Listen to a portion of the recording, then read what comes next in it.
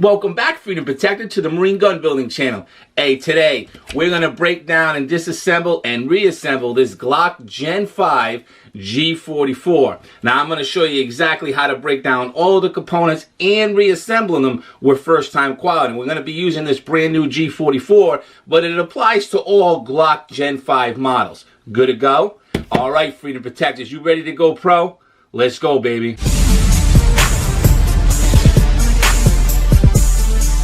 All right, Freedom Protectors, the Glock G44 22, right, just came out this week.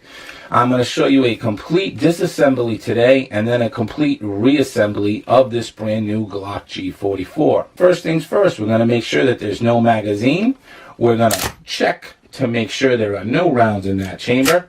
We're going to point the weapon in a safe direction and pull the trigger. Now we need to take the slide off and we need to split it 50-50, lower and upper. I'm going to take my index finger and my thumb, and I'm going to place my thumb and index finger on that slide lock lever. I'm going to apply some downward pressure.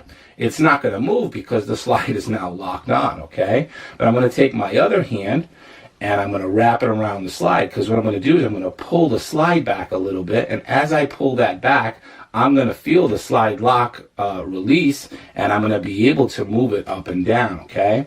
So as I come around like this, I want you to see how much I have to move it back, because it's just a little bit. That's it, right there. That's it. I now have play. See that? It's just a little bit. Nothing big there.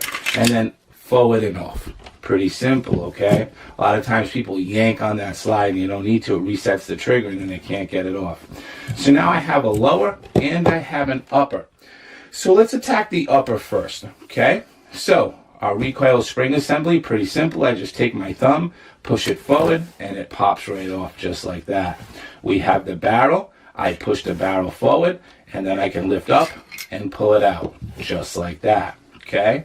Now we need to get into our internals of the slide.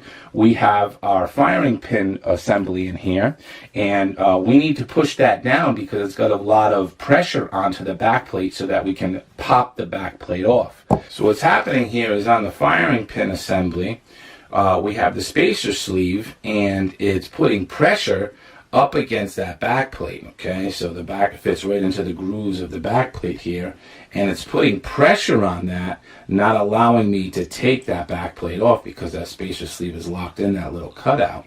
So what we have to do is we have to take a punch, and we need to stick it in here, and we need to push the spacer sleeve down a little bit to relieve that pressure to pop it off. So all I'm going to do is I'm going to put my thumb on top of the back plate like this.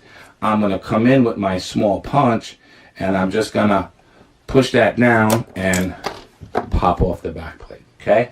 It's that simple. So the smaller the punch, the better here on the 22, okay? The bigger calibers you can get away with actually using the Glock tool.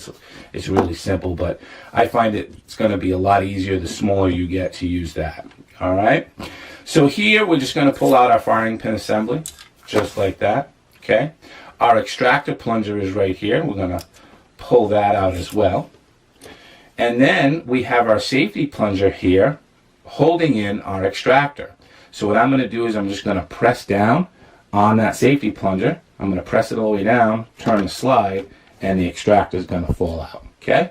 Then there is our safety plunger and spring, and that comes out as well. And that's it, my friends. This upper is now completely disassembled. The lower, we have two pins. We have a trigger housing pin and we have a trigger pin, right? We have a 2-pin system here. This has been a big change for Glock, going back to their roots and using a 2-pin system instead of a 3-pin system. But what we got to do is we got to pop some pins, right? So I'm going to take a punch, a Glock tool, okay, and we're going to pop the pin right out just like that, nice and easy, okay? And there it is. That simple. The trigger pin is going to be a little more difficult. One of the major rules that I have whenever I'm doing Glock armoring is no hammering. Okay? If I don't have to hammer stuff, I don't want to. Now, in a polymer 80 system, it's a little bit different because I got a big block and there is a little hammering involved. But on a Glock specific, a manufactured Glock, there should be no hammering involved at all. But the trigger pin is the part where people have a tough time, so they start hitting it with the hammer. And the truth here is that you shouldn't have to do that. You have to get the right feel down for it, or maybe even practice it and get used to it. Because once you got it, once you know what you're looking for, It is so simple. The trigger pin is going in, is going through the locking block, through the trigger, and then on either side, because this is a Gen 5, it's capturing the slide stock. And it's got little notches in it that are catching on the holes of this slide stop, okay? And it's locking into those little notches. And so what happens is people are trying to push this pin through, but they're hung up on the notch and they get frustrated. They start to try to bang it. And, you know, at that point, you're just, you know, fucking shit up, right? So let me show you how to do this. On the other gens, okay, this is a Gen 5, it's got ambidextrous left and right side for the slide stop. On the previous generations, we would manipulate that side in order to get the pin out, right? We would come in, we'd manipulate the side where that notch is and push the pin through. Well, now we have a double whammy because it's on either side with those notches. The other thing is that we used to be able to keep it on a block while we did that. Well, now we got to turn the block upside down, okay? Because as we're manipulating this, the other side is moving. And if I have it like this, well, it can't really move freely. Make sense? So we're going to just flip this upside down. And then all we do is we take the punch and we put it right on to the trigger pin, just like so, okay? Just like that. And then I'm going to move this up just slightly. And sometimes you have to kind of go back and forth, but you'll feel it. And I'm going to apply a lot of pressure downward as I'm lifting this up a little bit, and then I'm feeling for where it disengages with the notch, and then there it is, just like that, okay? And I know I just made that look easy, but I'm telling you, a little bit of practice and you'll be fine, okay? That just comes with experience. You'll know exactly where to feel, and it'll come out. All right, so our pins are out. The next thing we're going to do is pop this locking block up. So I'm just going to take the punch, okay, and I'm just going to pop it up. So interesting here in this Glock 22. As you know, this is a brand new gun for Glock. They're using a plastic locking block, which I have no words for. That's another whole discussion.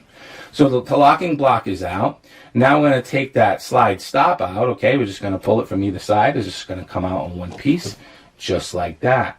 Now we have the trigger shoe, the bar, all the way into the trigger housing. We're just going to lift it up and right out of the frame. What we're going to do is I'm just going to push it back and then out, just like that, okay? So our trigger bar and shoe is now released. So much easier without springs and all that other stuff, right? The next thing we have is our connector. You can see the orange goop there, anti-seize that they use. Okay, this is a brand new gun. We need to pull out this connector, so I'm going to take a small punch. I'm going to come in from the other side here where the connector is, and I'm going to take a punch, and I'm just going to push it right out, just like that. So there's our connector, okay? And that's it, my friends, okay? We can disassemble that stuff, but we don't really need to do that for this application. So what we're going to do is, to put the connector back in, we're just going to flip it upside down. We're going to place it back in, and we're going to press down here, right? We don't want to press up here and bend the connector. This is why we flip it upside down, and we just push it back into place. Really easy, right? We're going to take our trigger bar, and we're going to come in on that same angle, locking that cruciform right into that little slot that it loves. Bang! Just like that, and it's in place. So easy, you know, they really made it easy here. All right, so we can see on this generation, see if we can see the spring underneath there in the light. Oh, there it is. So in this generation, when it comes to the slide lock spring, okay, we have an actual spring that's keeping the slide lock in place, right? The older generations, we had a leaf spring. We would just push down and push that out. We now have this spring here, and so it can be kind of challenging for people in this generation to get it out. But I'll show you how I do it. So I come in and I push down, so I'm on an angle. So I have one side down, one side up, okay? So I come in and just push it down, so I'm on that angle, just like that. And once I can get it like on an angle, like so, then I just come in from the other side and I push, and it comes right out. You see that? All right? That's kind of my little secret for you on how to get that out. But now we need to put it back in. All right, so we're completely disassembled now. Now we're going to reassemble. All right, and so for this here, we have a little hole that spring sits in, okay? And so, you know, you want to kind of sit here and try to wiggle it way in. Forget it. Here's the trick. You take the spring, you put it on a punch that's smaller than it so it slides up and down like that, right? Then you take the punch, you put the punch in that hole, just let the spring slide down and sit into place just like that, okay? Now we need to put the slide lock back on. So when we put a slide lock on, the bevel side faces the rear of the gun, okay? So always think about anything beveled or serrated faces you. So like the back sights, right? The serrations always face you. This is OEM sights. But the bevel's gonna face you. It's got the number stamp on it facing you. The smooth side goes forward, all right? So we need to put this back on. So we're going to do the same little kind of trick that we did before. Is we're going to use the angle, right? I'm going to come in on an angle from the side. So I'm kind of trying to get over it a little bit, all right? I'm meeting up with the spring here, okay? It's meeting up with the spring. I'm going to take a bigger punch here, and I'm going to push down that side so I can use that angle to just kind of sit on top. Oh. There we go. Sit on top of the spring like so. All right. Then I can come into the other side of the spring. Oh, it popped up on me. Let me use this one. So I come in on my angle like so up to the spring. I'm going to press this one side of the spring down so I can get the angle. There it is. All right. I'm pretty much on. Then I just do the other side here and into the channel and onto the frame. That's it. We're good to go. Okay? So our slide lock is in place now. So we're going to go in reverse order here, and we're going to take our trigger housing and shoe, and we're going to just drop it right into the frame, right where it sits. Put our shoe in place, put our bar in place.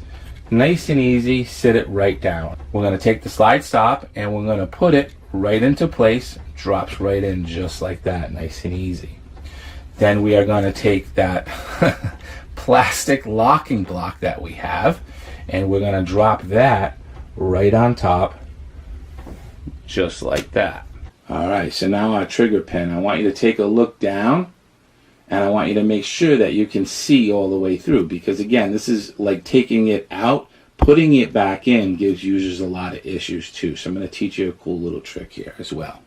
So we're here, I'm going to install from the right side of the gun down. So I'm looking down, making sure I can see all the way through that I'm lined up. Because see, if I move the trigger a little bit, if that's out of place, I'm going to have resistance. If I move the slide stop a little bit, I'm going to have resistance. I don't want any of that resistance, right? So I'm just going to take my punch, kind of give it a little twirl, make sure that I have nice smooth action going all the way through.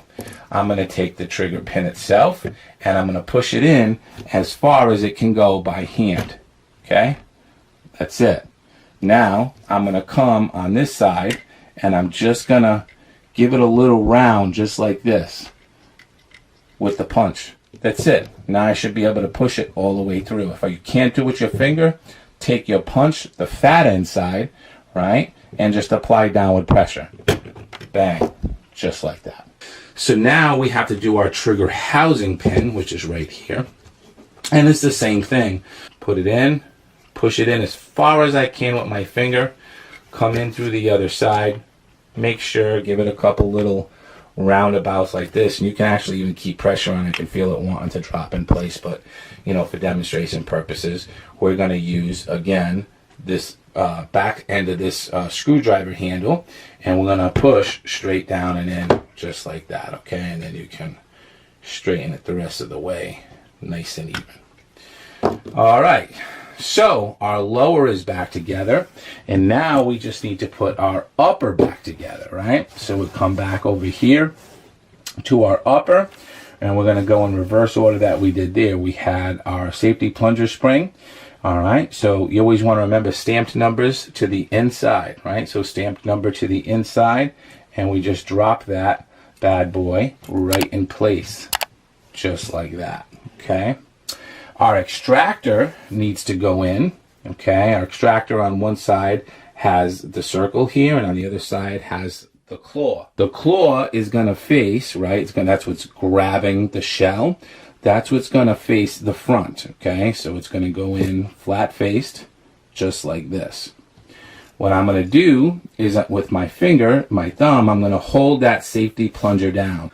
See how it's flat there? Just like that. That's where our extractor is going to sit in, okay? So as I push in, I'm seeing the flat face of the safety plunger spring. I take it and I just drop it into place just like that. Then I can let go of the safety plunger and it will stay in place. Pretty simple, right? Okay, so now we're going to take our firing pin assembly and we're just going to drop it right down in there, just like so. Okay, we're going to take our extractor plunger, spring and bearing, and by the way, if you need to take this apart, it's really simple. You just pull it off just like that, and then the spring-loaded bearing here, if you need to get that off, a lot of times people are trying to get in there with their nails and pull it off. All you have to do is take a small punch, go up the spring the opposite way, and bang, just like that, and it comes out, okay? So it's just another little trick for you. But we'll put the spring-loaded bearing back on, put it back on the extractor plunger there, just like that. So we're going to put this down into the slide. You always want to remember metal to metal, plastic to plastic, right? So what's up here is plastic, the back plate. So the spring-loaded bearing, plastic to plastic, metal, coming down, so metal to metal, right? So bang, right down into our extractor safety plunger area, okay? So with the back plate, what we want to do is want to make sure that we're nice and straight. Now I've shown this in other videos, but I'm going to show it here as well. A lot of times when people are trying to put on a back plate, they take a punch, you know, they've seen a video or something where they take a punch and they push this down, they push the spacer sleeve down, and they try to get it on, but then the back plate gets crooked on them, okay, because they're trying to get a little punch on this big area here and push it down. So just flip the punch upside down, all right, put it into the corner, and then see how I can push the whole thing down very easily. Then I can slide the back plate on a little bit. Then I need to just put the front portion of the punch onto the extractor plunger. I press the extractor plunger down with the front end of the punch, and then I'll be in business and I'm on. Okay? Just like that. Boom. Nice and easy. So our slide is almost together. We're going to take our barrel, put the barrel in, forward, and then locked back, just like that. We're going to take our recoil spring assembly. We're going to put it in place. Now, your recoil spring assembly on your barrel, you have two notches. You have a lower notch and an upper notch, okay? The lower notch, the first one, is for assembly only. So when I'm here, I'm pushing it all the way forward and I'm pushing it into that first notch. When you rack the slide, the recoil spring assembly drops down to the second notch. That is the firing position. Okay, so when you install, you want to make sure you're on that first notch, that very first notch. Okay, our slide is now together. We're going to take our lower and we're going to line it up onto the rails, push it back, give it a rack, bang, my friends, we are good to go. That is the complete disassembly and reassembly of the Glock G44. That's it for today, my friends. Semper Fi, do or die.